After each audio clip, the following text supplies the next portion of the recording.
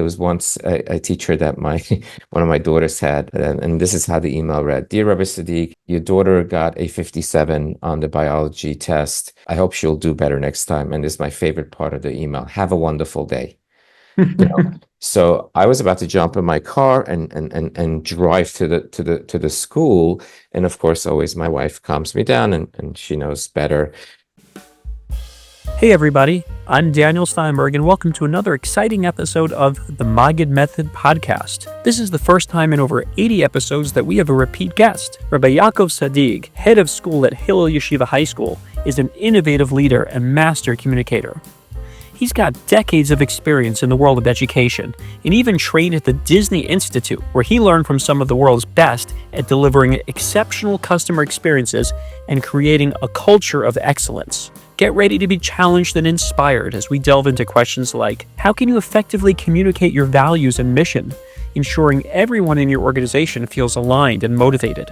There's a reason why you guys in somebody's home, in somebody's office somewhere, got together and said, we need this type of a school. Why? And there it is. That's your values right there. What are the best strategies for having difficult conversations? And when should you opt for face-to-face communication versus email or text? I had once a parent sent me the entire email in caps. So I called, I said, were you like yelling at me? Because and he goes, no, I was sorry, that's how I write. I said, okay, because, from Dear Rabbi Sadigh until Sincerely, it was all in caps. And how can you set healthy boundaries, particularly in close-knit communities where professional and personal lives often intersect? They walked over to my house on Shabbat day, banging on my door. I thought somebody, God forbid, died. I open up the door. This father's holding up the class list saying, I told you not to put my kids with these kids. And, my in-laws are over there at the table, and we have guests that are mortified. How do you handle conflicts within your team, whether they stem from personal or professional differences? How can leaders responsibly integrate AI into their organizations, including the field of education? So tune in and get ready for a dose of leadership wisdom and the art of influence from a true master of the craft. Without further ado, here's my conversation with Rabbi Yaakov Sadigh. Good morning. Hey, Shalom Aleichem, how are you? Good, so nice to see you. Same here. I got a lot of traction out of our last interview. People really enjoyed it. People listened to it and took a lot away from it. Great. Okay, so what I wanted to talk about was, someone mentioned to me, they said, I enjoy the podcast, but there's only so much you can talk about drushos. How much more can you talk about speaking? And so it occurred to me that there's other areas of communication that people struggle in. I was hoping that maybe we could talk a little bit about that this morning. So I think for me, the starting point would be, when you come into an organization new, you've been appointed the leader, without trying to throw around your weight and get everybody in line. How do you build trust? How do you develop buy-in? What's the process for kind of assuming leadership from day one? All right. It's a great question, Daniel. Every organization has a story to tell of why they exist. They exist because, I always say in my Disney presentations that I give around, Dunkin' Donuts says America runs on Dunkin'. Get up in the morning, we get you going. State Farm says, like a good neighbor, State Farm is there. We're going to be that neighbor to, God forbid, if there's a fire on your block, we'll come with blankets and, it's called a common purpose. Everyone in that organization is getting up for a reason. Yes, the paycheck. Yes, they have to pay their mortgage, their bills and grocery bills and all that. But that's not why we work. We work because we believe in the organizations that we're working for and the cause that they represent. So if you understand that and what you're entering, then your job then is to make sure that everybody's on board and everybody's getting up in the morning with that same cause. When I was at Disney, I used to, on our walks at the Disney Institute, I used to interview the people who were sweeping the floors and all that to see, is it really true? Do they really believe in creating happiness as they're collecting garbage? And they do. Now, will that person do that job for the next 20 years? Probably not. But for that year, for that month that they are sweeping the floors, they believe that by keeping the parks clean, they're creating magic. They're creating happiness. So I believe whether it's the CEO, the head of school, whoever that leader is, that leader's job is to make sure that that common purpose gets across, that everyone is on the same mission to accomplish the vision and the goals of that organization. Yeah. So that's an interesting answer, but it assumes to me that the vision or the purpose is the same, and the leader's just carrying it forward. What if he has a new vision or she has a new vision for the organization? How do you communicate that vision and get everybody on board? Right. So it's another great question. Of course, every leader is going to come with his own vision and his own background and experiences, but you have to stay true to the values of the company or the organization you're working for. So long as you're in line with what the organization wants to do, if you do it differently, if you do it more enthusiastically, if you do it more subtly, it doesn't make a difference as long as you're carrying on their mission, vision, and integrity and the beliefs that they stand for. In my presentations, I talk about that in the 1990s, Disney wanted to get into the cruise ship business. So people were asking them like, how are your how are you going to handle the whole gambling thing, and are you going to have Goofy and Minnie, and the blackjack tables? They're like, we're not going to have. There's no gambling going on the cruise ships, and they were laughing their bellies out. They said, the whole industry relies on that. You're not going to be able to stay afloat, excuse the pun, if you don't have gambling on your casinos on your ships. Disney said it's not in line with our values. We're going to somehow make it and have a successful cruise line without having casinos on our ships. And they did it. So, here they are with a new vision. They never had, a cruise line. They were able to be successful by yet staying true to their values. So I don't think it's a contradiction there. I think, Right, right. So, what if the organization itself is somewhat new and the values are not in place yet? How do you communicate them in a way that gets everybody behind the vision? How do you develop that? So I find that in that scenario, you have to use your people to come up with the values. I'm not talking about that mission statement that's in the lobby that a few people in the boardroom came up with, which usually a standard. We're Zionistic. We're not, more Zionistic, less Zionistic. We're this, we're that. Okay, fine. You'll come up with that. But if you're starting out together, what an opportunity to sit down and say, what are our values? Why do we exist? There's a new school that started, in the last couple of years that's been in touch with me to kind of like, guide them a little bit, work with them. It's been a pleasure to work with them. So that was my approach with them. I said, what an opportunity. Who are you guys? There are so many schools in your area. Why did you begin another school? Right there is your values.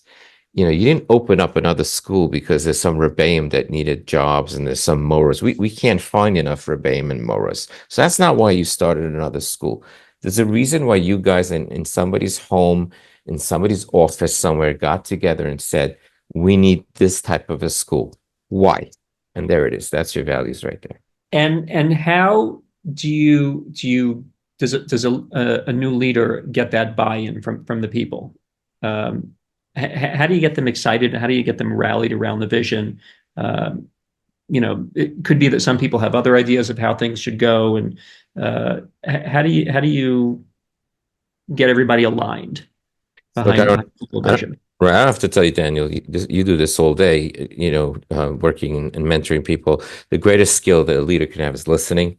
So you're constantly listening to ideas, and filtering and trying to see, what you want to put in place.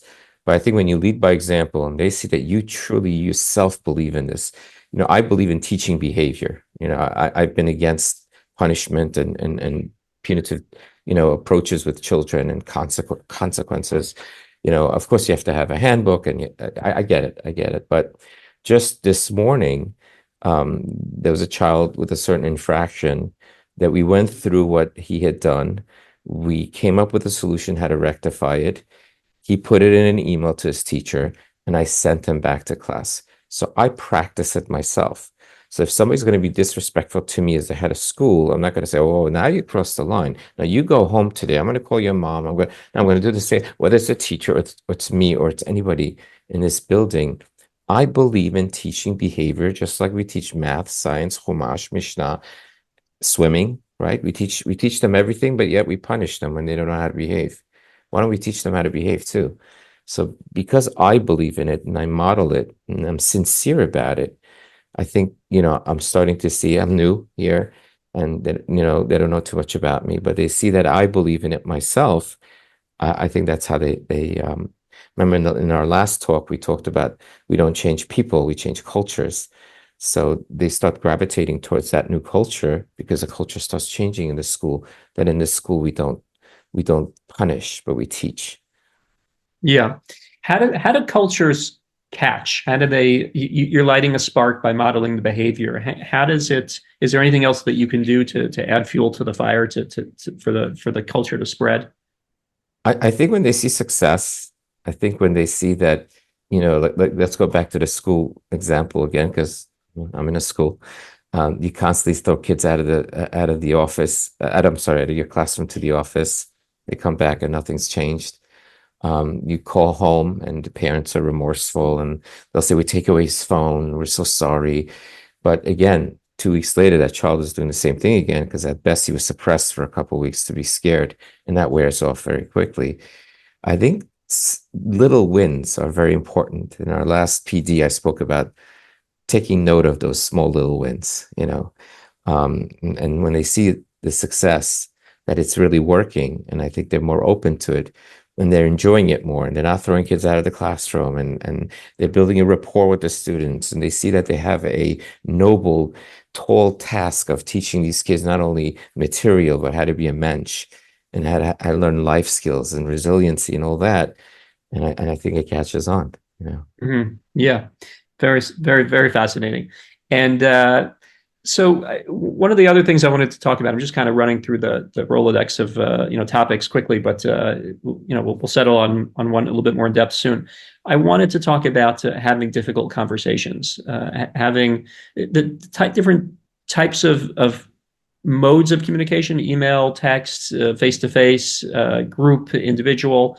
And when you have to have a tough conversation with either, it could be an employee, it could be a parent, it could be even one of those students. How do you? Is there something that guides you through that experience that you try to keep front and center, or do you just, is that every example, every type of incident different? Yeah. How do you approach the area? There's a great psychologist who lives in Eretz Yisrael now, Dr. Irving Levitz, who I got a connection with years ago. He used to do some great work at YU. He actually used to train, Rabbanim, or those who are about to become Rabbanim and speakers. He told me a great formula. When you do X, it creates Y because Z. He says you're moving the finger from that person, and you're not saying, "You did this, you did that, look what you caused."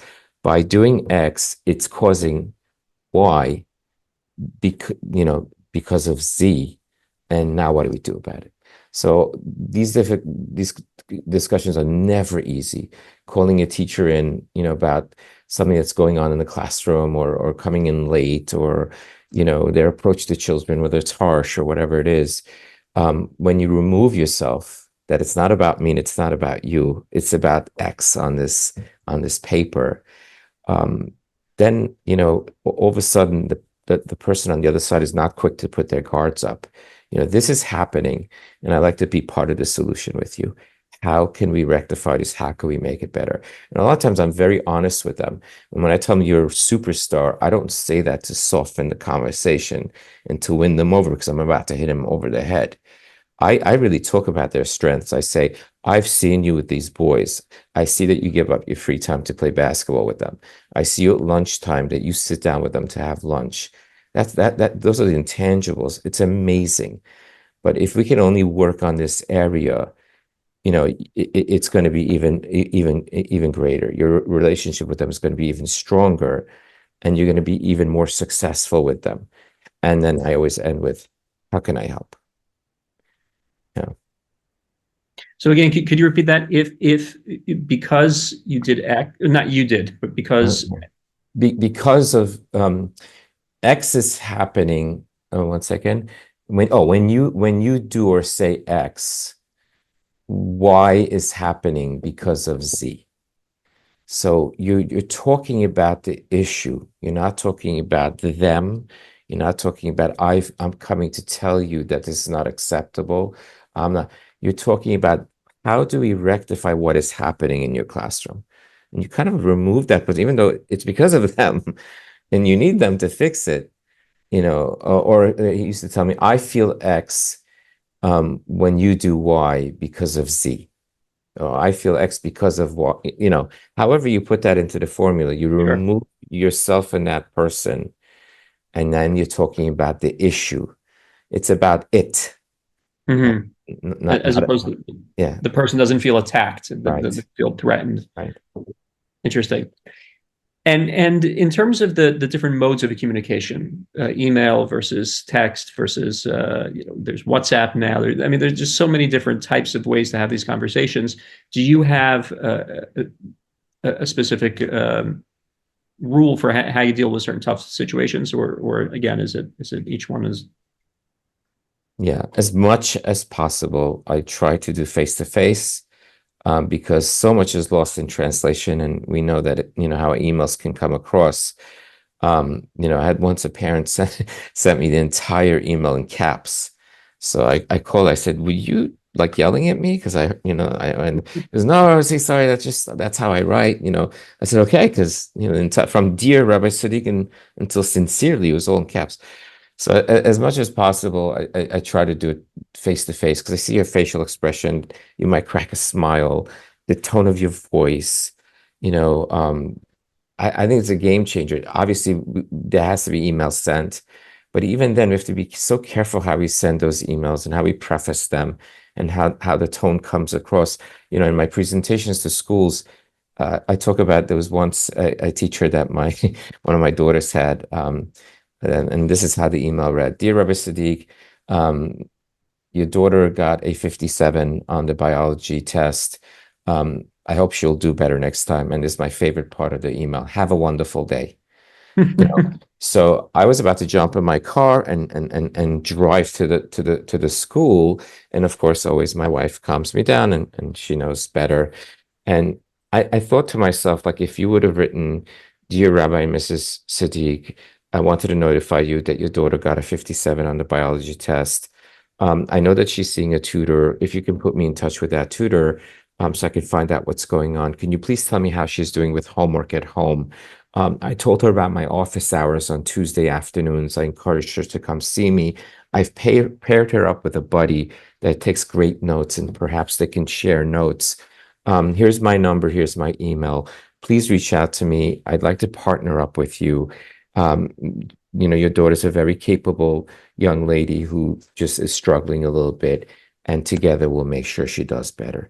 This person would have gotten chocolates and flowers for Shabbos. That's the difference. Like, don't drive by and shoot my windows. Don't send me a drive-by email, I call them. I want to know that my daughter got a 57 in biology, but I care about how you're going to relay that message to me. And that's why I work a lot. We do a lot of workshops on that in school about how to get your message across because they have to hear it. As a mom and dad, I wouldn't want you to sugarcoat it, but there's a way that I want to hear it. So we're becoming pretty good at it. Mm-hmm. And when you talk about fixing an issue, what is the I guess gauge for how serious an issue is that you need to address? There's micromanaging, and then there's kind of a whole hands-off type of where's the golden middle for you? Look, there was a time where everything came to the principal. Oh my God, you're going to the principal. And we learned from Moshe Rabbeinu when Yitzro came to him and said, you can't do this. The greatest advice that was ever given to Moshe Rabbeinu was, You're going to collapse, and the nation will collapse. This is not going to work. So I really believe in empowering my people in every division. If it has to do with general studies, it's a general studies principle. If it has to do with Judaic studies, it's a Judaic studies principle. If it has to, I'm always there to collaborate with them, and if they need to run it by me. But if something is coming to me, it's because, it's reached my office where whatever they've done is not working. And now I need to get involved to circle back with everybody who's involved in this process to see if I can add anything to this equation, to this situation. Not because, my goodness, this is so awful. It's reached the head of school's office. I hope I'm not a scary person. I mean, I could be. I don't want to be. But, so by mentoring and enabling and empowering the heads, the principals, the division heads under me, first of all, it's amazing for them because it has to do with math. Why would it get to my office? It has to do with the homework, it has to do with lunch, it has to do with, you know. But if it does get to me, even at that point, is because they need me to be part of the process now. So that's been an approach that's been very Uh-huh. successful. Yeah. And that's when things come floating up to you. But are there things that you actively seek out to try to make sure are running smoothly at all times, and will swoop in if need be? No, 100%. So when I have that vision or I'm carrying the school's vision, if you hear lateness is an issue in the school. So I'm going to be prowling those hallways again, not as a dictator and authority figure, but hey guys, come on, let's go. I say in the morning, Hashem is waiting. Come on, and they start smiling. Come on, Hashem. Can you imagine Hashem is waiting to hear from you? Let's go, let's go, let's go. So that's something that's important to our school, or it's so important to everybody being on time. And I'll proactively do that. I believe in standing in front of the door and saying good morning to every student in the morning. So I want that to catch on, that the teachers by their rooms should be standing there saying good morning, and by every child's name. Good morning, Yehuda. Good morning, David. Good morning, Rachel. Good morning. So if I believe strongly in those things, I proactively model those things, and I wanted to catch on in the school. Yeah. Just circling back to the different modes of communication, do you find that as people, the newer generations, whether it's millennials or whatever generation you call them, they're more comfortable dealing with things through email or text or messaging as opposed to face to face? And how do you, if someone's just uncomfortable having these conversations, how do you sit down with them in a way that makes them feel comfortable? 100%. I always say, can we hop on a quick, I love that word, on a quick call so I can fill you in on some important information? And they always want to know, what is that? What is the information is it something you can't share in the email? Is it something? And it's not. It's just that it's my way of saying, I can email you. It's not a problem. And I know you prefer that. But can we hop on a quick call so I could, really explain the situation, to you? We have a strict policy here of, not taking time off before vacations with kids, could just like before the finals, like pack out of here 3-4 days before. And their parents who call and they say, why? And it's a special trip, and we were waiting 10 years for this trip, and it was going back and forth in the email. So I said, can we just hop on a call, please? So when I spoke to the mom, at the end she wasn't happy, but she understood. I said, we have to keep the integrity of the school, where there has to be midterms. And if every family extends their vacation, I get it. You're going to Israel, you're going to Italy, you're going to, these are vacations where it's, a week, 10 days, you want to extend it to 2 weeks. And I understand that, and especially if there's a simcha, and mixed in that, you're going to see family and you're going for a simcha. But at the end of the day, our policy is our policy. You cannot leave, early before a midterm. But those emails were going back and forth until I got on the phone, and she heard my tone. She heard the explanation differently. And I think, again, I'm not saying she was happy, but she respected it. She understood. Mm-hmm. How do you deal with a dynamic, and not every community will experience this dynamic, but But the teachers, the principal, the parents, they're all part of a community. Maybe they all go to one or two different synagogues, and there's things that bleed over from work into Shabbat and different activities in the community. How do you develop boundaries so that parents are not going over to teachers and things are being discussed outside, and people can kind of have a divide between their professional and personal life, and in a kind of, as we say in Yiddish, a Hamish community, there's people are so mixed in and integrated with each other's lives that there's often difficult boundaries to create. And Yeah. how do you manage that? I'll tell you a great story. Back before, when class lists were emailed, they were hardcover sent.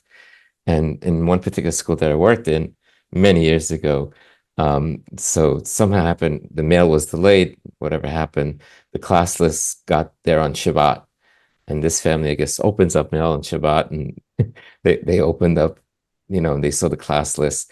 They walked over to my house on Shabbat day, banging on my door. I thought somebody, God forbid, died. I open up the door. This father's holding up the class list saying, "I told you not to put my kids with these kids."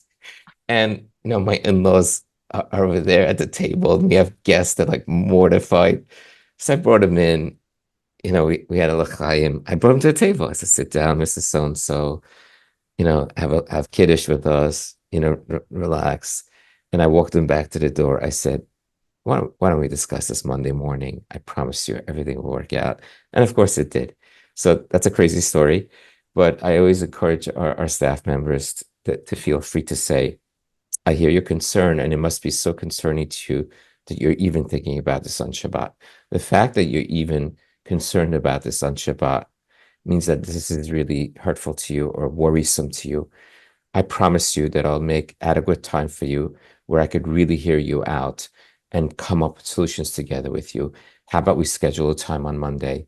Call my secretary, and even if I'm all booked on Monday, please ask her that this is urgent to make up some time for us. And 99.9% of the time they go, "I'm so sorry to even bother you. Yes, thank you for that offer. I will call you on Monday." Hey everybody, I've got a new sponsor. It's my friend and colleague in comedy, comedian Ellie Leibowitz. You may recognize Ellie from some of the hilarious J-Sketch videos, like the one about the stresses of getting ready for Shabbos on a short Friday, or the awkwardness about explaining to your boss about taking off for so many Jewish holidays, or the one about sending supplies to soldiers in Israel. Each one is spot on and brilliantly funny. Ellie's performed at hundreds of shuls, schools, and JCCs across the spectrum of Judaism, and he always gets rave reviews. He delivers relatable, funny, and clean content perfect for any Jewish event. Listen to this short, hilarious clip from Ellie's stand-up routine. It's one of his most popular on Instagram. It's Ellie talking about Yom Kippur davening. I try to have an inspirational Yom Kippur davening, but I'm like you, I'm counting the pages, dividing by 2.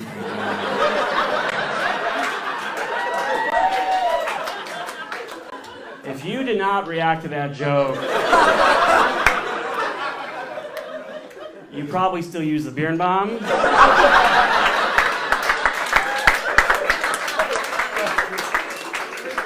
And I hope you've updated your AOL email address. And it says, some shuls say these paragraphs. And you're like, please don't be some shuls. Is there any sweeter words in Jewish liturgy than most congregations omit this? Unlike a lot of comedians that shuls hire and later regret when they go off the rails with offensive material, Ellie works 100% clean and never mean, guaranteed. Check him out on Instagram. It's at EllieComedyAgram. And to book Ellie for your next event, visit elliecomedy.com and mention the Maggid Method podcast for discounted pricing. Ellie's performing on December 21st in Beit Shemesh and December 24th in Yerushalayim. Tickets are available via Ellie's website at elliecomedy.com, ELICOMEDY, elliecomedy.com/Israel. Now back to our program. What do you do in a situation where you have people under you that are in conflict. People are seeing things differently. They're having, maybe it's personal issues, professional issues. How do you manage those relationships, internal Right. relationships? Sure. Very common. And it usually always comes from a good place. Everyone's passionate about, their beliefs and what they want to accomplish. Going back to what we spoke about earlier, I keep going back to the core values of the company or of the school. And I say, both sides, let us talk about, is this in line with the values of the school? Is this what we try to accomplish? I think we're both trying to accomplish the same thing, but we have a difference of opinion of how to accomplish it. Is there common ground? Is there benefits to some of the things that you're saying and some of the things that you're saying? Let's take the positive approaches of each of you or the constructive, points that each of you have, and we'll meet in the middle and be successful. It, it, if if we go totally in the way that you want to go, that's going to be probably not a good way. If we go totally in the way you want to go, we're probably not going to accomplish what we're going to accomplish. But I think you both have positive things here, and let's extract those positive things and come up with a middle ground that's going to work. Mm-hmm. And what if it happens to be personal? What if someone might have felt slighted or insulted by somebody else? And is that something that you feel that you need to get involved in, or? Often I do, and again, I try to make it not personal. Just like I said, I would do that with the person who came to me about something that has to do with me and that person, and I say, I talk about, this became personal. I believe in being honest. I always address the elephants in the room. I like elephants in general. I see an elephant. Let's go. Let's address it. I'm not going to sugarcoat it. So the elephant in the room is the elephant in the room. This is what's going on. We're not seeing eye to eye, and it's become personal. How can we unpack that and make it not personal? Again, back about the X and about it. It's about it, and how do we fix it? Mm-hmm. Got it. I wanted to talk a little bit more about trust and buy-in.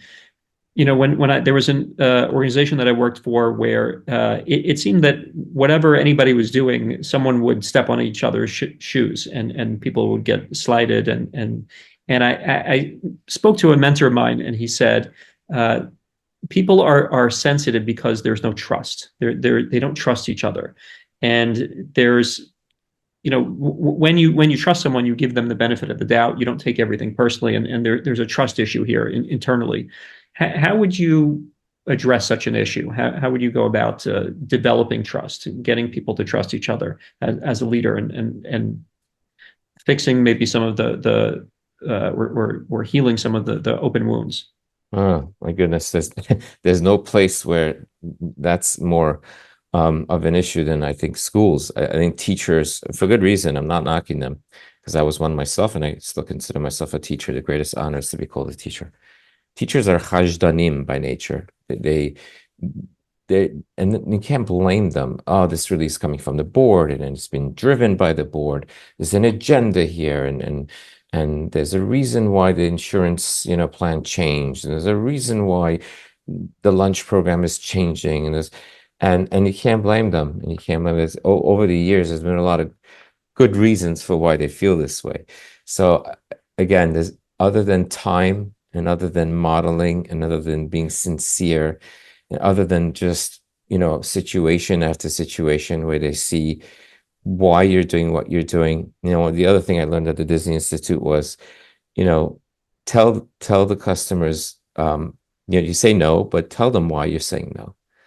In one of my meetings, I asked, I said, what if somebody comes down and says, in our last 7 days here, the mattresses weren't really so comfortable. We waited a long time in the lines in the parks, and there's a particular restaurant we really wanted to go to that we got locked out of. So if you could just wipe this $7,000 bill, we'd be very happy.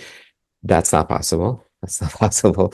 They're going to go out of business if they do that for everyone. but they will listen carefully and say, we're so sorry. Next time you come, why don't you talk to us about the type of bedding that you like? And we try to find you the hotel that has more hard beds, or tell us your favorite restaurant, and we'll try to make that reservation for you. So at least you'll have that reservation when you go into the parks. How about we give you 3 fast passes to one of the parks next time you're here, so you'll catch those rides that you missed this past time. You're not going to get your $7,000 refund, but we hear you and we want to do better. So same thing here. I'm always honest about, yes, this is board driven, and let me explain to you why. Yes, this is coming from the top, because the worst thing leaders can do is to deny it and to kind of like cover up for it, because that creates even more distrust. Or this is a safety issue. This came from the head of security, and then we explain to you why. We have a whole, we got over 1,400 kids in the school here, between the elementary school and the high school. So you can imagine, how dismissal goes over here, and parking the fire lanes is, it's an issue. So when we move parents and they get all upset, I hear you. But the fire department has been here many times, and they've made it very clear to us that we can't park in a fire lane instead. So that's usually the approach. Honesty, and they may not like it again, but at least they'll appreciate you were honest with them. Yeah. How much stock do you place in team building activities to get everybody together? And a lot, because I think that when you do a lot of team building, people let their guards down. I always have these, I'll bring somebody in at every PD to try to do a little bit of these things. You don't want to make a circus out of it, but those are the times that people let their guards down and they start giggling with each other, and they may share something that they wouldn't have, or you put them in an uncomfortable situation where they're tight roping. At CATS, we took our team to this to FAU, where they had the ropes courses and all that, and it was unbelievable. You're climbing things, you're blindfolded, and you're out of your comfort zone a little bit, and all of you all of a sudden are out of your comfort zone a little bit, and that teachery, like my boundary, your boundary, kind of goes away. And all of a sudden, when you come back into the building, things are lighter, and you built a certain rapport with somebody that you otherwise wouldn't have, but you were involved in relay races together or whatever you were building, and all of a sudden, your relationship is different. So, huge fan of these things. Yeah. Now, just speaking broadly in terms of leadership, how would you? I mean, I don't know if there's born leaders, but maybe leaders are developed, and someone based on certain merits or certain qualities was appointed a leader. How did they step into that role? How would you advise them to learn how to lead in a successful type of way, and not through muddling around and trial and error? And how do you set them up for success? Well, one of my favorite sayings is leaders are forged in crisis.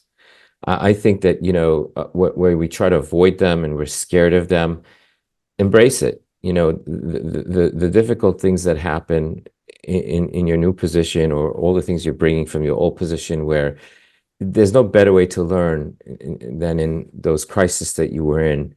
And we talk about children learning resiliency. There's no different, there's no different with adults. I think about COVID, we speak about it a lot, of course.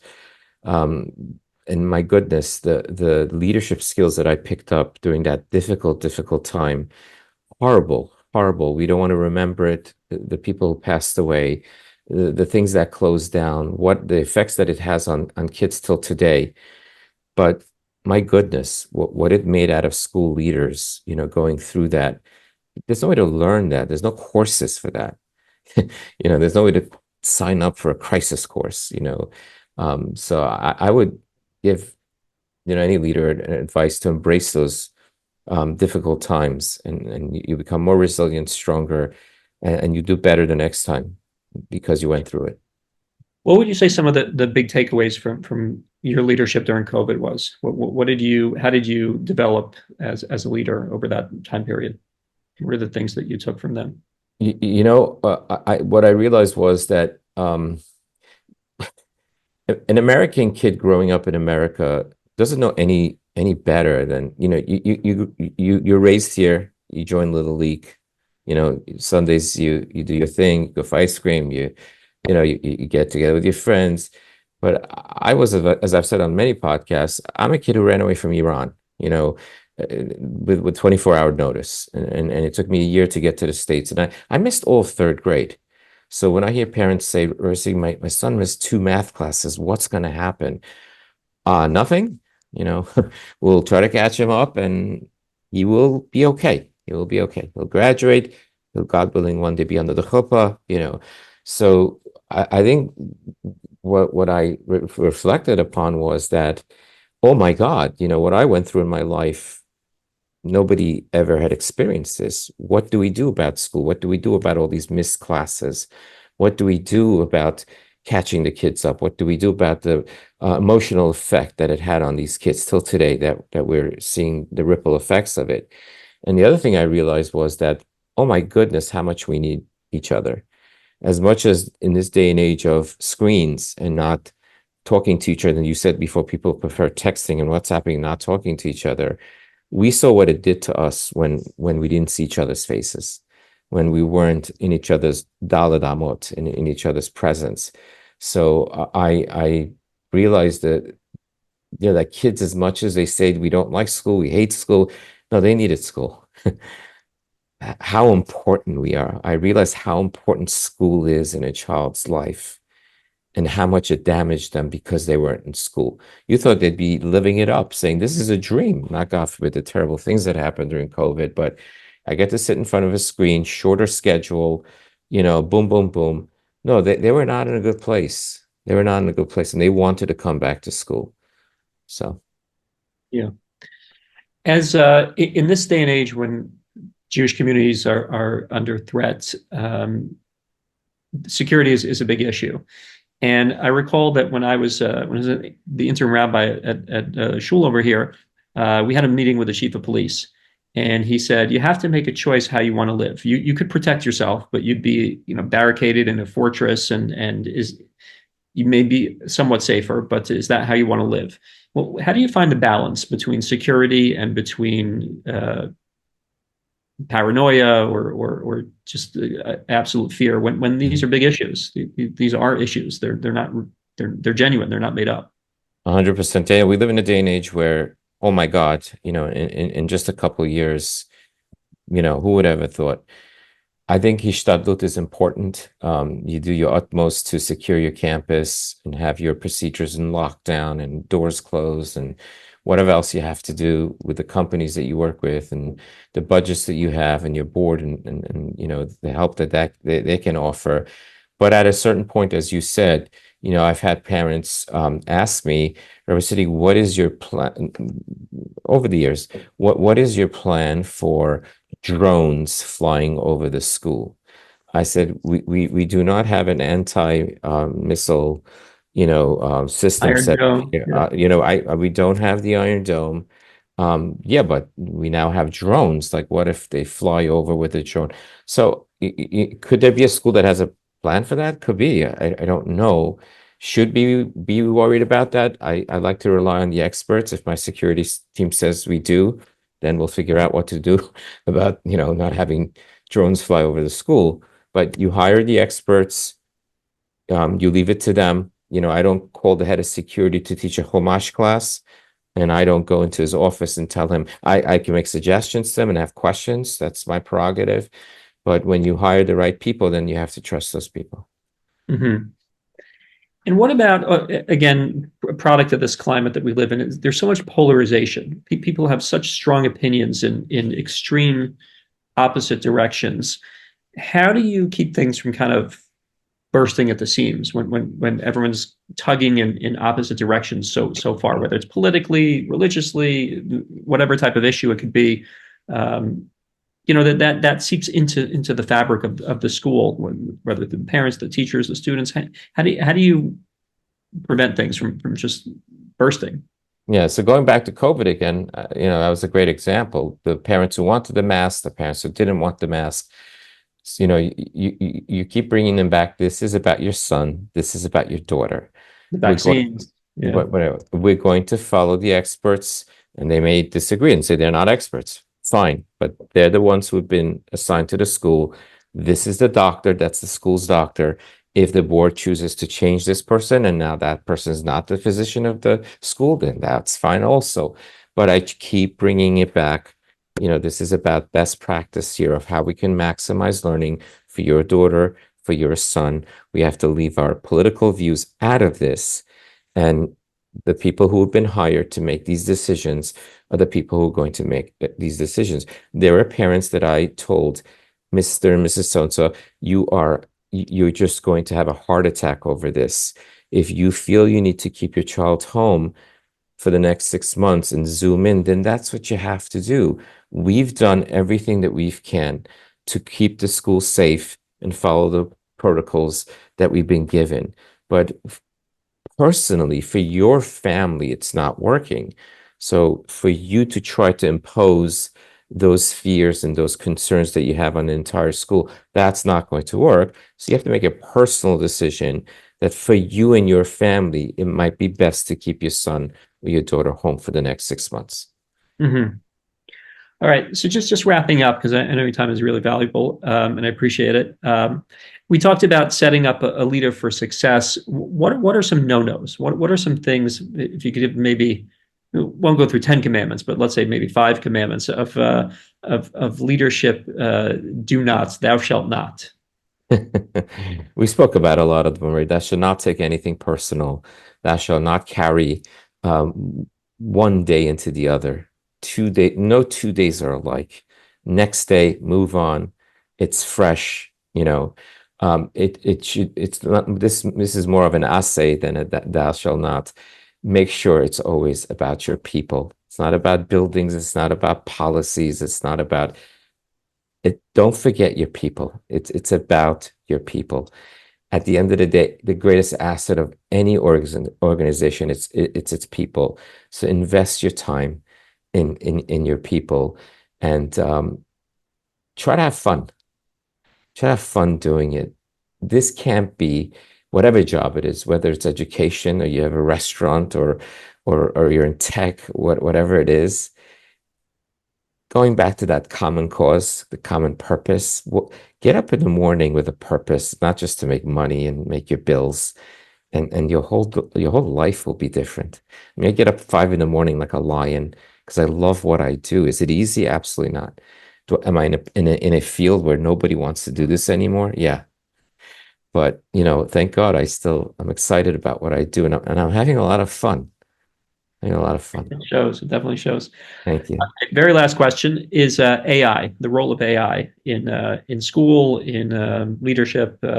It's moving into every area of our lives, and how are you handling that? Look, Daniel, it's here to stay, and it's only going to progress.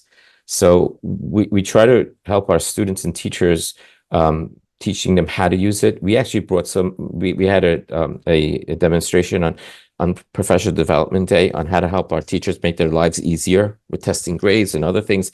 They walked out. I thought, initially they were upset, like, oh my, we're trying to minimize this. You have a session on AI. And at the end they were happy. Like, my God, I didn't know I could just feed this information. And this is taking me hours at night to do. So like everything else, if we learn how to do it responsibly, if we learn how to gain the benefits of it, I think it could be a positive.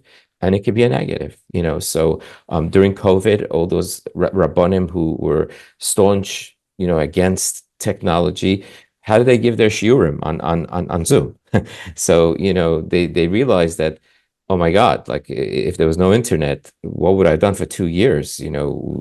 I continued all my shiurim on this platform Zoom, but responsibly. So it's the same thing. I think it's got tremendous assets and benefits. But we have to be cautious and always on top of it and make sure that they're using it responsibly. I'm going to let you go. I know you have a very busy day, and you're doing great things, and I really appreciate your time. So are you, Daniel. Yeah, thank you very much, Rabbi, and continue atzlacha to you. There's a secret that great public speakers know.